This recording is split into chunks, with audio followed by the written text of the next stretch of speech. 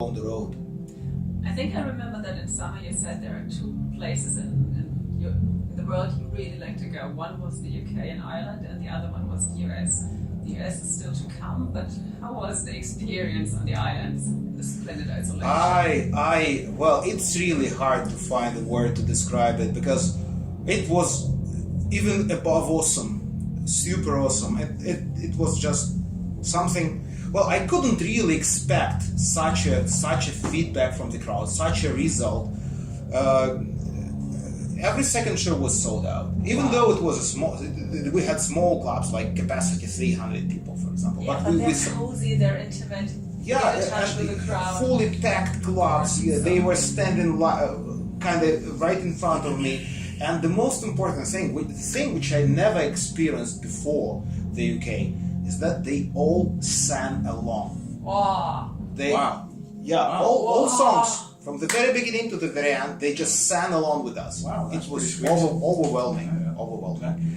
There was actually some singer in the summer who said to me, like, yeah, see, we stood on stage and it was a small crowd, but I saw a lot of people singing along and I got me so nervous because, oh my goodness, if now I'm doing some mistakes, fuck, what happened? Oh, forget lyrics. Yeah, what was it then for Tatiana? Like, oh.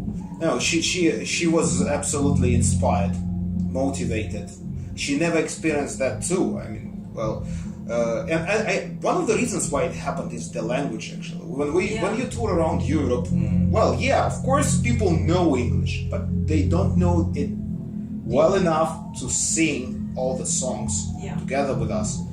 And in the UK, well, it's their mother tongue.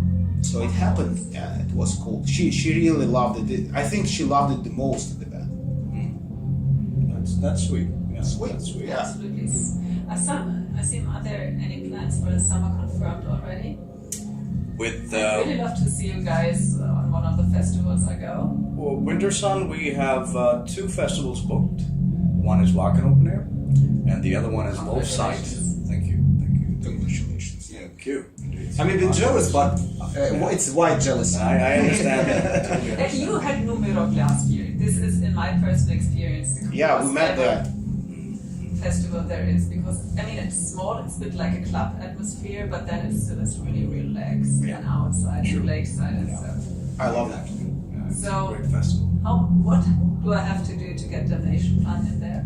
Well, we are trying. We have written Numerok last year as well, but we were a little bit late, I believe. So the slots were taken already.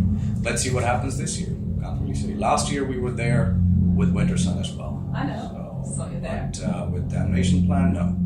But hopefully something would happen this year. That would be great. Absolutely. It's always a matter of time. Yeah.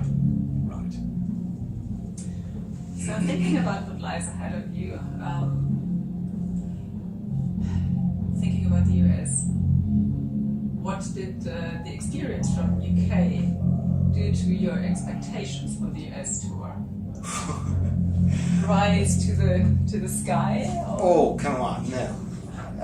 We would never think about these opportunities in this way, like becoming bigger.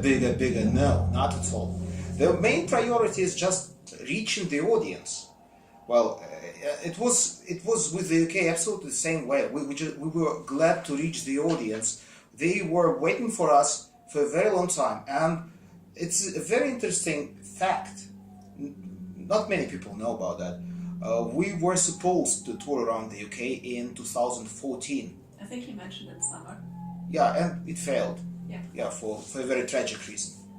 Yes, and I met this time in the autumn. I met people who remembered about that, who just came to me and told me we were waiting for. We have been waiting for a very long time, since 2014, because we had the shows announced and then they were cancelled, and they remember about this.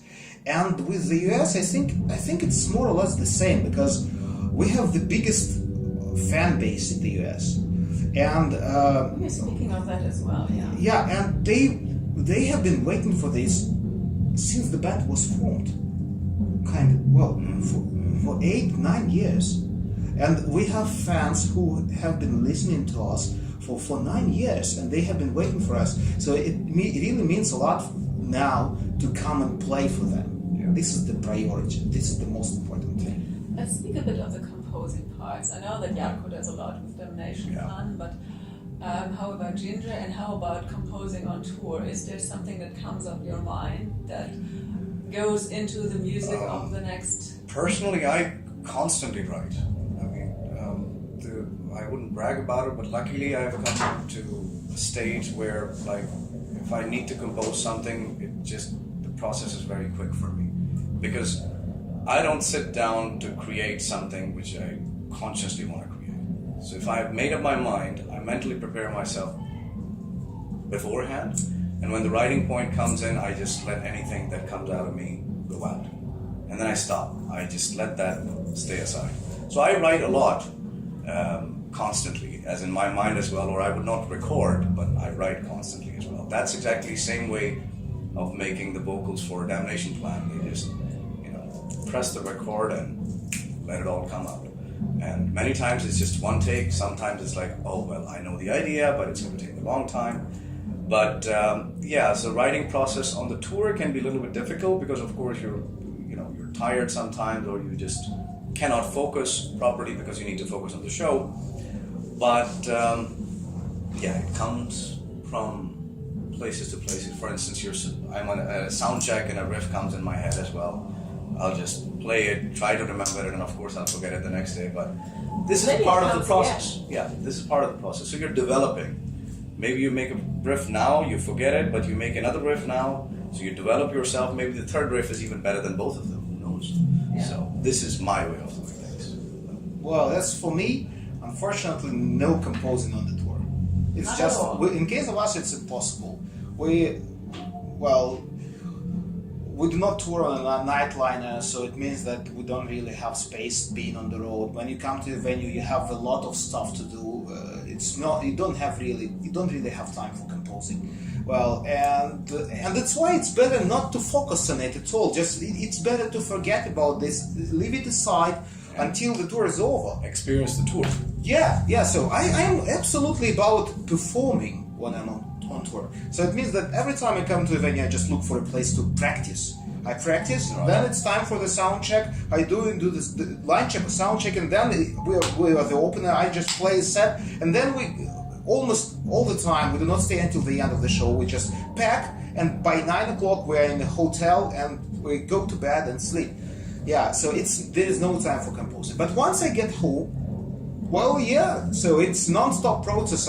I come with ideas. Maybe not all of those ideas will be implemented in Jinjer, but the best ones definitely.